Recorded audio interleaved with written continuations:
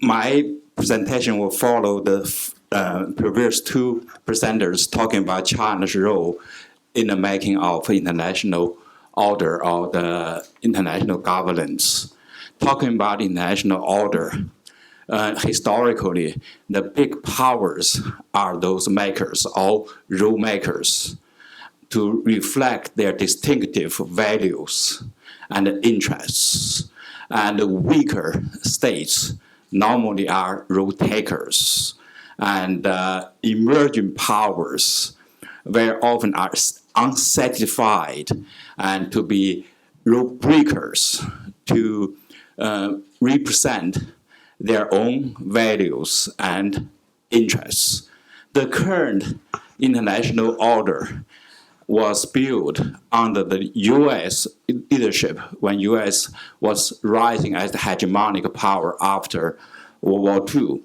U.S. and its allies benefited tremendously from the post-World War II order. China also benefited and emerging into the second largest economy in the world. Now, China has risen into the great power status, and Chinese leaders have exploited the new role of China in the international order. In fact, I remember 5 years ago when I came to China talking about global governance, talking about global order, many people in China said, "What do you mean? We are not interested in those issues." But now everybody is talking about global order, talking about global governance. Chinese leaders have convened many conferences, meetings, even in last year. The Politburo has devoted 2 study sessions to study global governance. The conference, this Beijing forum, the subject reflected these interests. In fact, a lot of voices has been presented. 中国方案、中国声音、中国风格 all those kind of new talkings have been proposed. In fact, I noticed that the last 2 Politburo study sessions have met some really interesting points about China's new role in the global governance. In fact, last month, September, the second one on the global governance Politburo study meeting, they have Xi Jinping proposed what I found really, for me, very interesting talk about China should increase 4 capacities. One is 规则制定, second is 议程设置, third is 舆论宣传, and fourth 统筹协调, the rule making, agenda setting, opinion shaping, and coordination. These new abilities are to many people outside China very refreshing. What China do? What kind of role China? What kind of agenda China should present to the world? What kind of opinion China want to shape in the global arena? And many people in that context have raised the question: if China is going to overtake the U.S.-led global order, to create a parallel order, or even to overthrow the existing global order, those roles, norms, institutions. So my paper tries to find answers to these questions. Let me start from talking about the current international order. What are the orders we are talking about? The U.S.-led post-World War II order has been based upon the mixture of 2 features. One is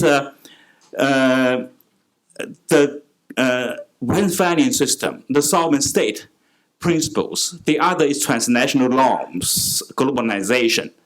And these 2 principles have been embodied in 3 types of institutional arrangements.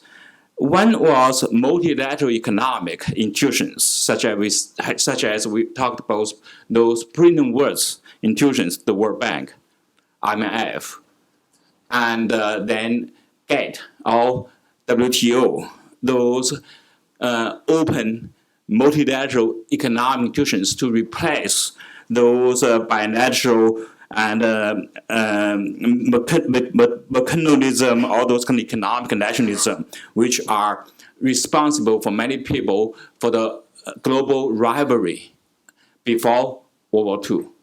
The second institutional arrangement is a connective security system supervised by a council of great powers to replace the old empire system of balanced power, spheres of influence, and secret alliances.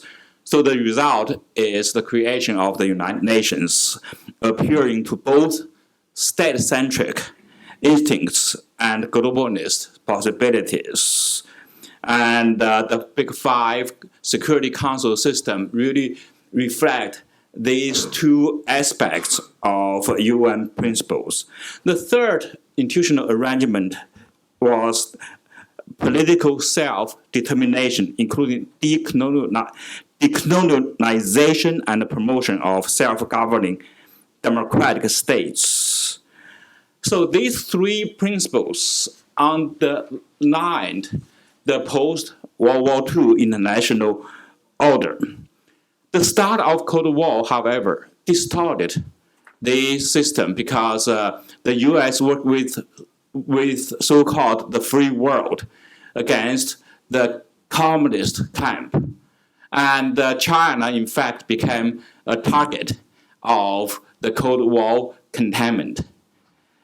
In that context, as Wang Yizhou, some other presenters talked earlier, China was a revolutionary power because China was not part of the international order, and China was a target of the containment. So Mao Zedong tried to be part of a world revolutionary movement, including joining Indonesia's call in the 1950s to build a new UN to replace the current UN system. And what I found interesting is that although China was a revolutionary power, China did not have distinctive revolutionary values. In fact, the values China presented to the world was the Western value, Westphalian system, Westphalian sovereignty principles covered by communism. China embraced Westphalian system because of the historical humiliation in the hands of imperialism, and also China was a weaker state, which found difficult to be in equal positions to conduct international affairs in the international society. So Westphalian system, sovereignty principles in that context helped China as a weaker country to conduct international affairs. Joining UN in 1977, China started a transformation from a revolutionary power to a more or less status quo power, or rule taker, as we said. But this process has taken place with a different pace on different issue areas. In the economic, financial sectors, China quickly became part of transnational norm embracer. China joined WTO, joined World Bank and IMF in 1980, joined WTO 2001, and became integrated into international economic system. But China moving toward transnational economic norms was still very sensitive to those norms governing international security and human rights on those issues, very reluctant. Until 1990s, China began to become part of UN, for example, peacekeeping force, and began to join UN disarmament regimes. And China's change in this context reflected China's power position in the international system.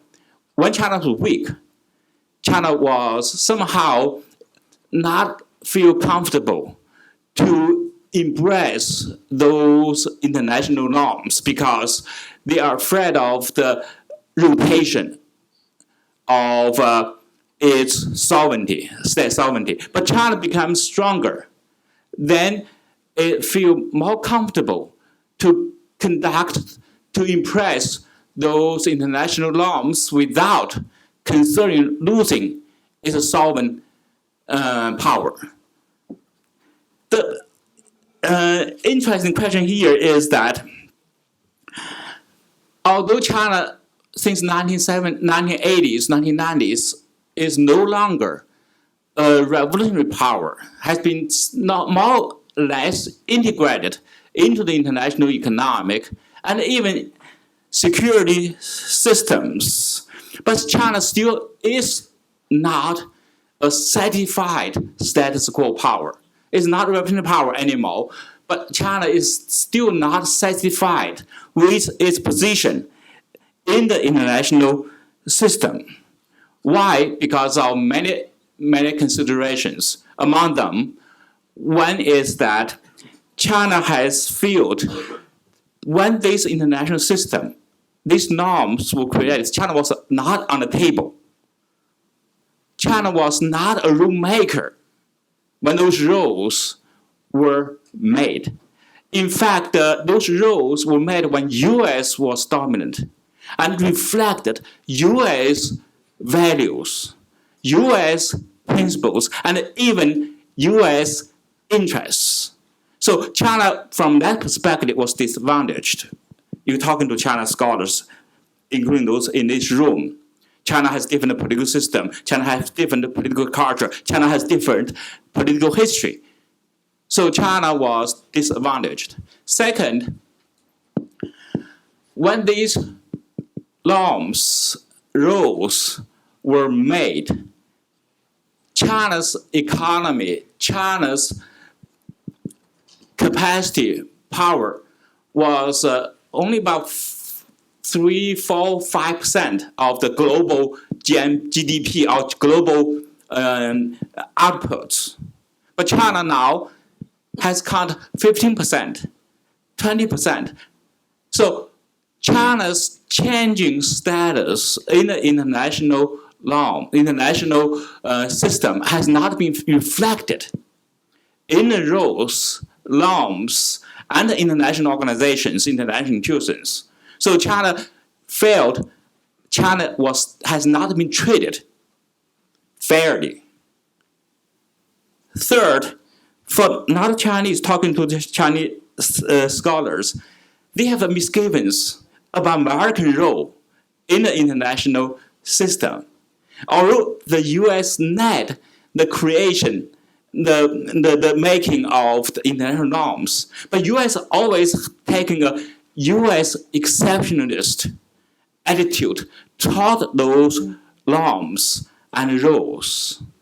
There's no any single country in the world have done more to build international institutions of the world order, and yet few have so resisted to submit to norms and rules the U.S.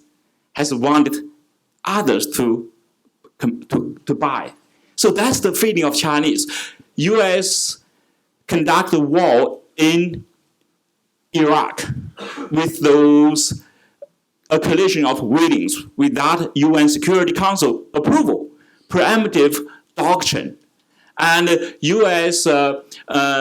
Went to many places without disregarding any international norms, created a lot of chaos. Iraq war started the global chaos. There's a lot of people in China, when I talk to people, they failed.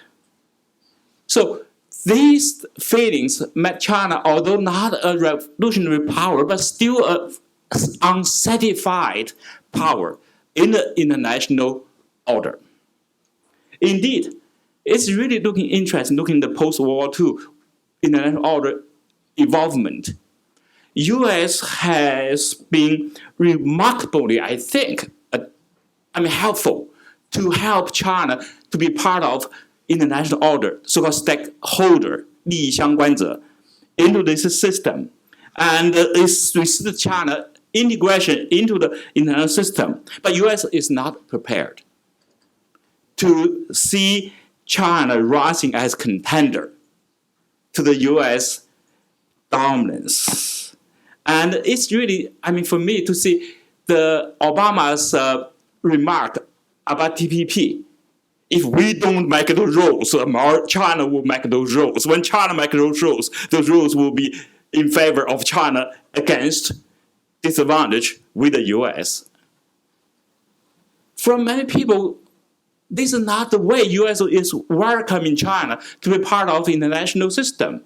When AIIB was created, the U.S. tried to stop its allies to be part of, eventually now become an international multilateral development institution. So in that context, I will argue that China has become not only dissatisfied, a challenger to the existing international order, international system in many, many aspects. Let me just mention several aspects of China's challenge to the existing international order. First, China has still insisted state sovereignty that has been undermined by international treaties such as the International Convention on the Human Civil Political Rights, and the responsibility to protect that depict state sovereignty as contingent on fulfilling certain obligations, such as those not conducting weapons of proliferation and atrocities toward its own people. So China has worried the United States has a hidden agenda on the human rights issues to prevent China from rising. And so in that context, China really has resisted a lot of American efforts to promote those transnational norms on those human rights, and these including R2P, those kind of doctrines. Second, China has competed with the U.S. in making rules on the frontiers of global governance. When we say frontiers, outer space, maritime, we talk cyberspace, we talk the space. Those frontiers of global commons. Among them, for example, in the cyberspace, China really has competed with the U.S. on making those rules. What model U.S. has promoted for the cyberspace governance, multi-staker, or private sectors, state players working together in an open, secured, multilateral domain. But China has promoted intergovernmental model to compete, try to let the government, the state, to patrol the so-called, cyber borders, has a sovereignty concept, internet sovereignty. That's what China has proposed against the transnational, supposed to be free flow of information. So this type of competition has taken place in those frontiers of commons. International law, international norms are made, and China has not been on the side of the US and many other countries. Third, China has suspected US intention, just Wang Yizhou mentioned that maritime disputes, which many countries have insisted going by international law. And the Philippines submitted the case to the International Court of Arbitration, third-party arbitration. China has rejected. the third-party arbitration, talking about the ruling as a piece of paper, just piece of paper. So for many people outside of China, they have seen this as a challenger to the existing international law or a rule-based international system. And other scholars, I mean, I just came back from New York last week attending the International Bar Association meeting. They have a panel on this. Everyone objected China's. I try to talk about from more balanced perspective, talk about China's historical humiliation by unequal treaties, all those things. Nobody listened to me. And everybody thought China was breaking international norms, international law on this front. I can cite many citations on this. Fourth, China has challenged US-dominant international institutions, demanded more shares and voices. Those are reasonable, but still a challenge to the US-dominant international economic system in IMF, for example, the voting power China initiatives, the ARB, which is not a challenge eventually, but was regarded by many people. And One Belt, One Road, this type of initiatives has been regarded in that confront. And fifth, uncomfortable with the U.S. military and strategic engaged in the home front, on home region, Asia-Pacific, Chinese scholars, I really found it interesting. I mean, I don't know if I'm right on this, have debating about if China should learn from U.S. to have China's man-rule doctrine, basically try to have a dominant role in Asia-Pacific. China should 主导 Asia-Pacific. Even talking about driving the U.S. out of the Asian-Pacific. We see all those institutions created under China's leadership or working with China try to exclude the U.S. Shanghai, Cooperation Organization and some really CICA, this type of organizations, really interesting without U.S. membership. And China has feel very comfortable without U.S. being part of those organizations. And also China has been compete to write, that's the Kurt Campbell, he's writing, talking about to write the rules of the road for 21st century global trade architecture. China's RCEP has competed with the TPP. Although I would not see that really as a competition, but has been regarded by many people as a competition to rewrite rules because TPP has a much higher role of international trade liberalization and RCEP has a much lower standard on those issues. One road, One Belt, One Road has been also regarded in that context. And so China, in that case, reading China, especially those nationalistic Chinese scholars, Wang Yiwei, I read those kind of different scholars. Initially, most are moderates, but reading those very radical people talking about China has been really conducted 国际规则构建, 构建, 国际体系重组, all those kind of things try to compete. They're talking about the U.S. role has been like an old vehicle which has been run out. China should create a new vehicle to replace those run out old vehicles. Now the question becomes, although China is a challenger, but is China in a position to replace or overtake the U.S. net international order? My answer is no. I don't think China is in the position yet. First, it's extremely difficult for China to revival the international order before China achieved the level of U.S. After World War II, what was the U.S. GDP in the global GDP? Almost half. China is so far from there, 15%, 20%, still far from there. Second, China is far from the position to play the U.S. role in the world. I mean, maybe someday some Chinese scholar admit China could have the size of economy U.S. economy is, but China can never reach the level of U.S. influence in the world. Here we're talking soft power. China even does not admit universal values. How could China replace the role of global leadership to write rules and norms distinctive of China?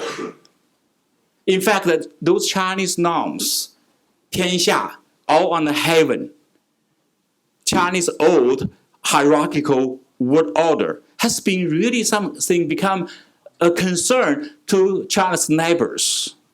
And even China's insistence on the Westphalian principles has become somehow out of date in the 21st century. In the Pantone Conference 50th anniversary, Xi Jinping was there, and Anbei was there.